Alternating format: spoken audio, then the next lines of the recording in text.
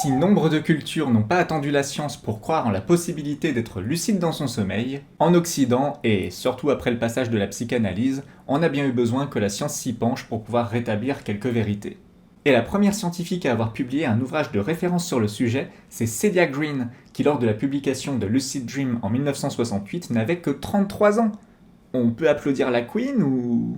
Dans ce livre, elle est la première à suggérer qu'il y a un lien entre l'état de lucidité et le mouvement oculaire rapide du sommeil paradoxal. Une idée majeure dans la recherche sur les rêves lucides, puisque c'est à partir de celle-ci qu'ensuite Keith Earn va permettre à un rêveur lucide de communiquer pendant son sommeil, à partir d'un code oculaire convenu à l'avance. Et puisque c'est suite à cette expérience qu'ont été mises en difficulté toutes les personnes sceptiques que l'on puisse garder de la conscience dans les rêves, on peut dire que sans la suggestion de Celia Green, la science n'aurait pas avancé de la même manière. Alors certes, quand on parle de scientifiques qui s'intéressent aux rêves lucides, c'est souvent le nom de Stephen LaBerge qui émerge en premier, au point où j'ai moi-même cru pendant longtemps qu'il était le pionnier des recherches sur ce domaine, mais en réalité il arrive bien après Celia Green, dont il faut valoriser l'importance du travail. Et dans le prochain épisode, cette fois, on verra ce que Stephen LaBerge a apporté à la table.